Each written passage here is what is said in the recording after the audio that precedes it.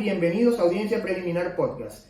Un podcast que vuelve en esta nueva temporada, en este nuevo ciclo de un capítulo a la semana, con invitados, con nuevos temas, con un refrescamiento de alguna manera de todo lo que es el espacio, y nos tomamos una pausa necesaria para reenfocar el espacio, para hacer unas alianzas bien interesantes, para ir contando con invitados en la medida de lo posible que puedan nutrir este espacio con sus visiones, con sus trabajos de investigación, con sus posturas, y también para entrar en esa conversación o en ese debate que es bastante necesario en nuestros tiempos.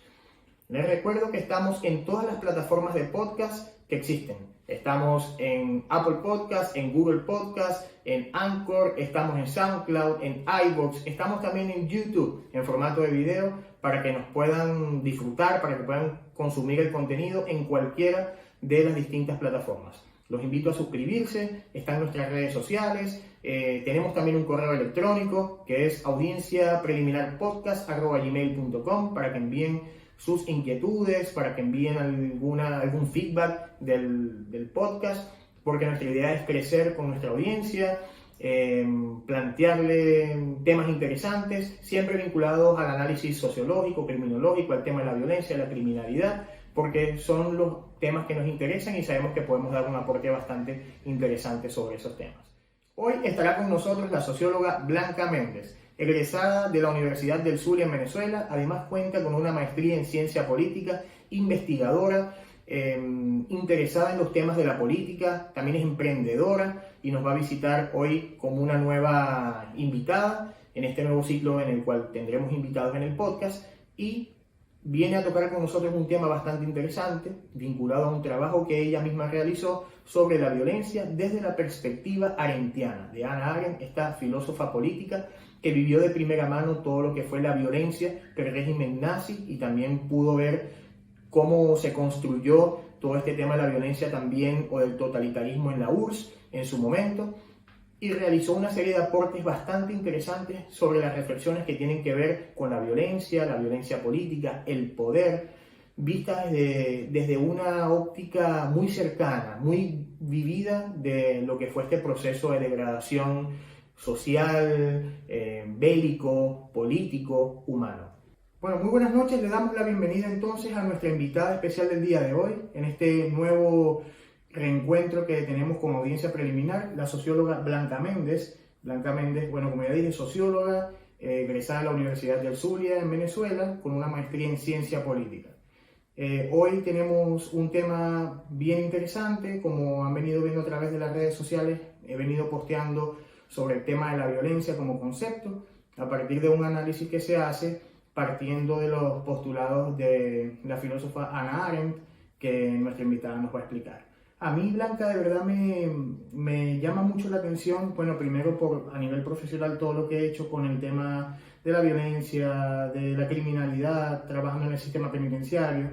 sobre todo en nuestro contexto, en Venezuela. Todo este tema de que por más de 2 décadas hemos estado como acostumbrados a estar siendo sometidos como sociedad a una violencia constante, tanto desde los grupos de crimen organizado, como desde el aparato represivo del Estado, quienes de alguna u otra manera se han desvirtuado del original deber ser, y desde el mismo Estado, subrogado en la figura de un gobierno que se ha basado en un tema partido para irse perpetuando. Entonces, todo este tema, además de haberme encontrado con tu trabajo, que tiene que ver con un análisis sobre lo que planteaba Hannah Arendt sobre la violencia, además en primera persona porque lo vivió también, entonces ese tema para mí me llamó mucho la atención y dije, debo tenerla acá en el espacio para poder hablar acerca de eso. Cuéntame, Blanca, siendo cientista político, socióloga, ¿qué te motivó, entre tantos temas que están alrededor de la política, a hablar de la violencia? Buenas noches. Bueno, buenas noches, Ivers. Muchísimas gracias por invitarme. Gracias a toda la audiencia que nos está escuchando. Pienso que estos son espacios vitales para compartir, reflexionar sobre temáticas que, aunque hayan sido escritas hace un par de décadas, no están, vencidas en la situación del contexto político actual, no solamente venezolano, sino mundial. Ningún país, ninguna sociedad está exenta a poder repetir episodios de violencia o de confrontación política si es una sociedad que no está al tanto de lo que ha sido su desempeño político en sus actores, ¿no? Este es un trabajo, Ivers, que yo realicé en el marco de la realización de estudios de posgrado. Tú mismo lo has comentado, tengo estudios en ciencia política y me llamó mucho la atención porque esta es una escritora alemana que vive todo el proceso de radicalización de lo que va a consistir el Partido Nacional Socialista Alemán, su ascenso al poder. Una de las premisas de este partido era poder aniquilar todo lo que tuviese que ver con la identidad judía. Okay. Los judíos tuvieron que salir de Alemania, los que pudieron, otros fueron exterminados. Y en este éxodo sale Hannah Arendt, es una filósofa política, al igual que otros científicos. Muchos de ellos se radican finalmente en América, en Norteamérica, y esta es una autora que comienza a hacer varios tratados filosóficos sobre la situación política alemana y también recoge la experiencia bolchevique que décadas atrás había marcado la ruptura del orden institucional en Rusia, en la Unión Soviética. En este sentido, a mí me llama mucho la atención porque esos conceptos, estamos hablando de obras que se publicaron en el 60, en el 70, que tenían, a mi modo de ver, una vigencia sobre el contexto venezolano que estamos viviendo y estamos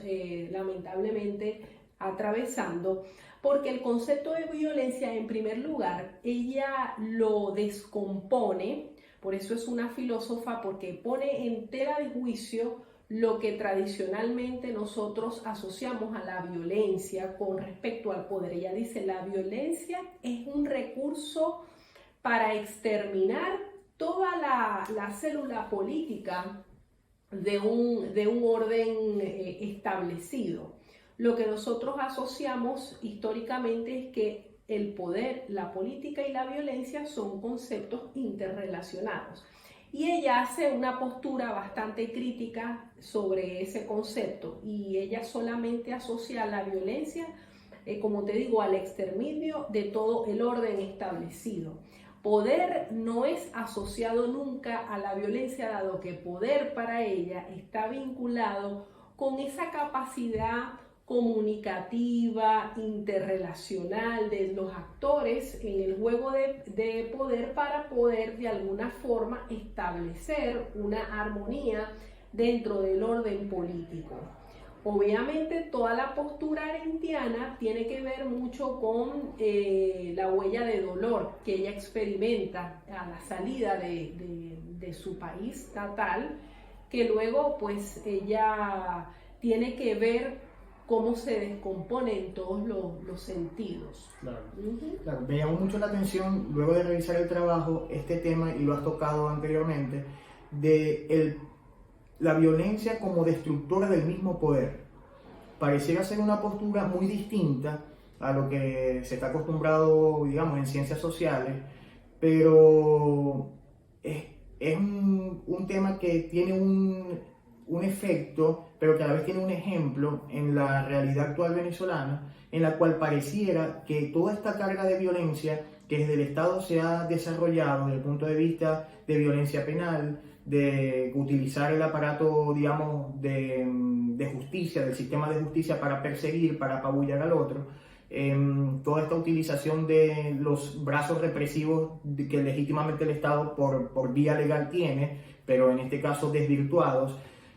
parecieran estar destruyendo y no permitiendo el oxígeno de que algo nuevo emerja desde el punto de vista político. Y cerrando ese tema, me llamó mucho la atención de que es difícil que algo nuevo emerja de tanta violencia y que solamente un cambio total de sistema puede dar paso o puede ser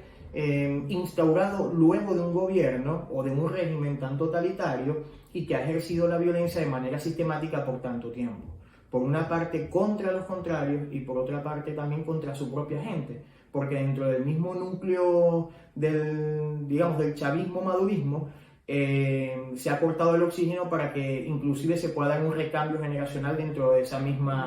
mismo régimen, viéndolo desde el punto de vista analítico. Entonces eso me llamó profundamente la atención, ese elemento. Y el otro, que quisiera que profundizaras un poco, tiene que ver con lo que vi en el trabajo que había denominado la autora las ruedecillas administrativas, es decir, gente o funcionarios o personas que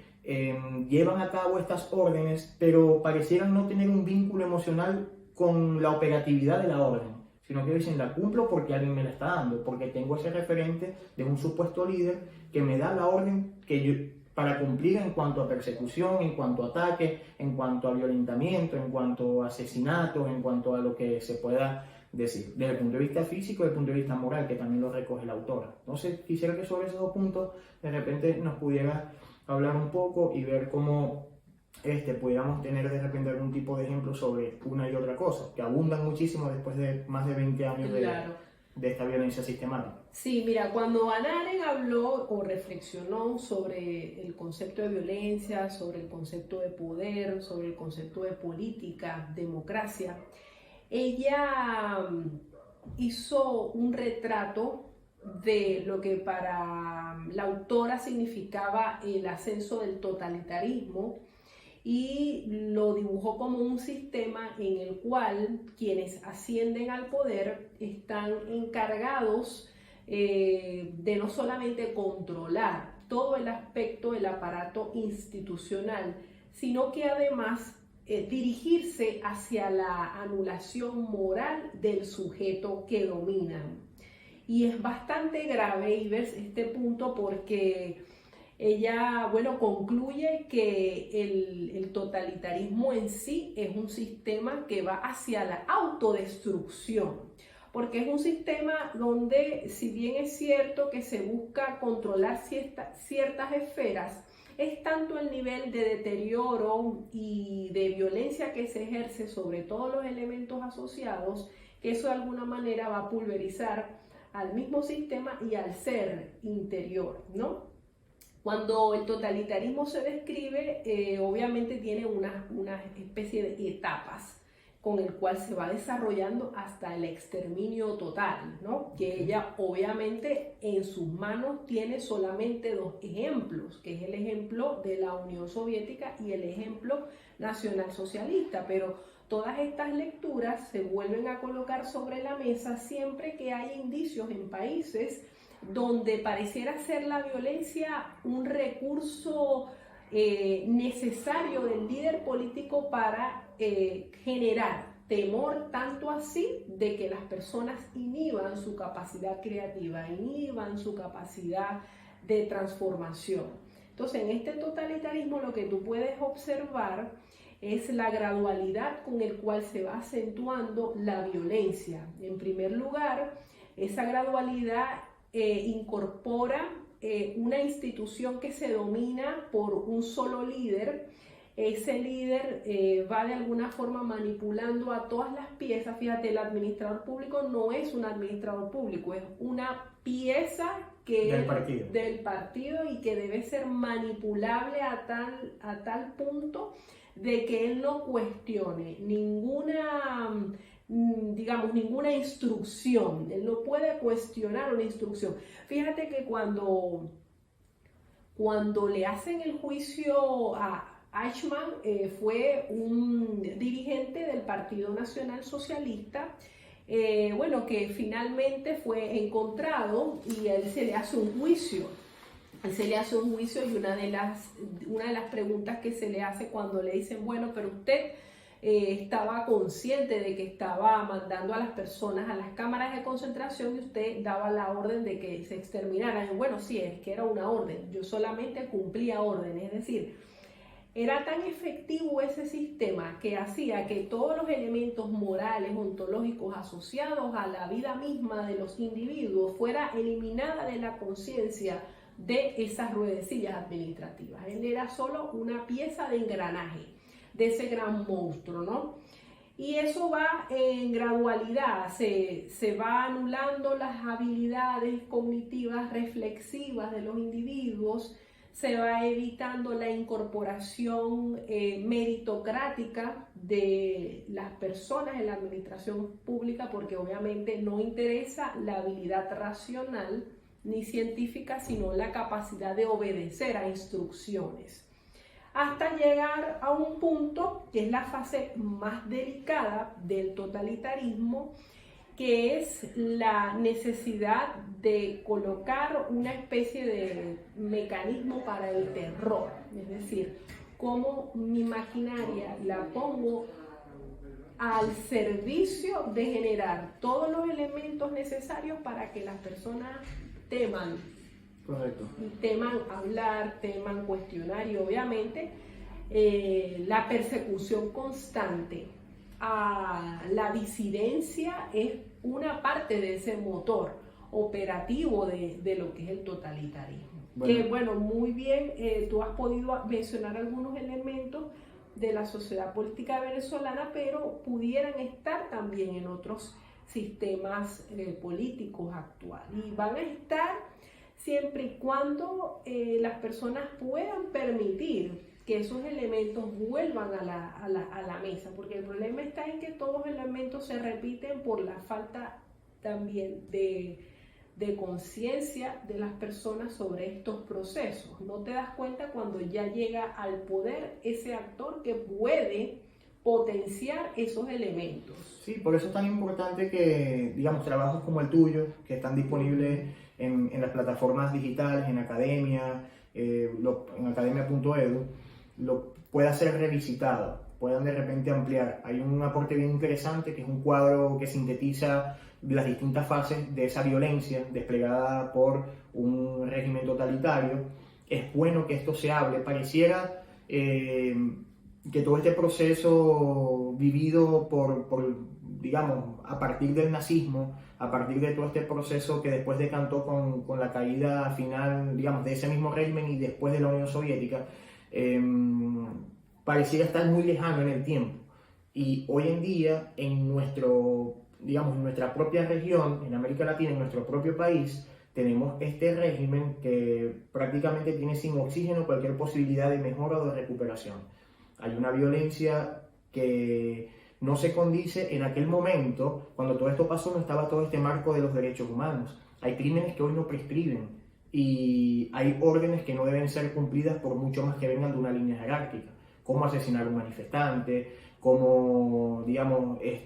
con una orden de alguna manera viciada,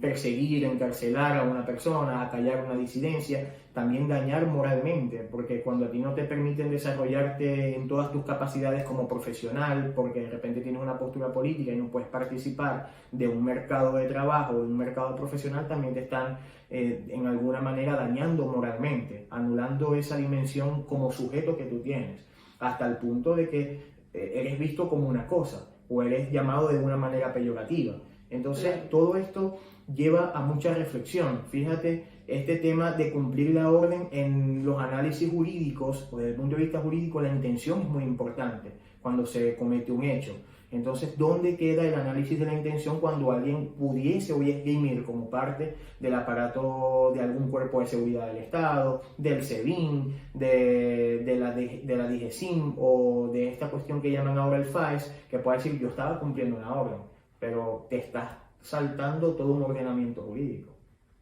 También me parece interesante un tema que tiene que ver con la parte propagandística, donde la constitución de un Estado es utilizada más como un ente de hacer propaganda que como una ley que realmente se cumple. Entonces, pareciera ser una distorsión,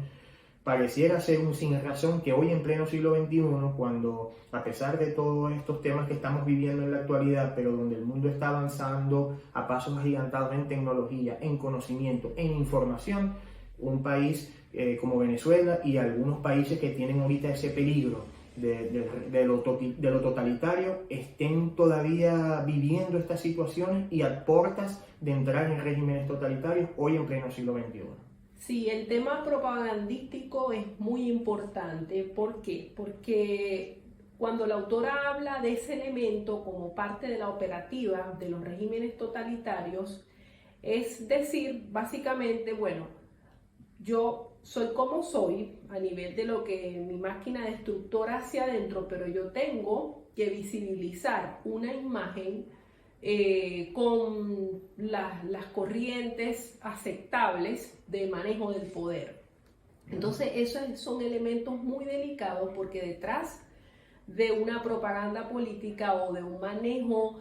comunicacional está la intención de disuadir al espectador o al que nos está, o a la comunidad internacional de lo que realmente pasa, ¿no? Entonces fíjate que esos son estrategias que no son actuales, sino que vienen también de un manejo de los asuntos políticos de décadas atrás, y eso es lo que hay que tener mucho cuidado. El tema de los trabajos de este calibre es que hay que volverlos a desempolvar, a mi modo de ver, porque la sociedad a veces no se da cuenta de que hay ciertos elementos que hay que ir palpando para no volver a caer en esa misma situación. Correcto.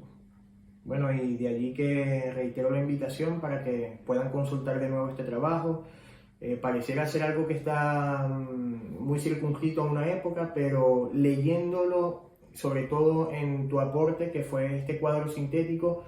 pues es como armar un rompecabezas o un álbum de barajitas donde se comentan elementos como por ejemplo la destrucción institucional. La tenemos con toda esta cuestión visto desde el punto de vista del sistema de justicia, pasa en todas las instituciones en Venezuela, pero un poco es la con la que más yo he tenido experiencia en lo particular, el carácter provisorio al día de hoy de los jueces. Entonces son jueces que responden más que a una institucionalidad, a una instrucción directa, a una llamada telefónica.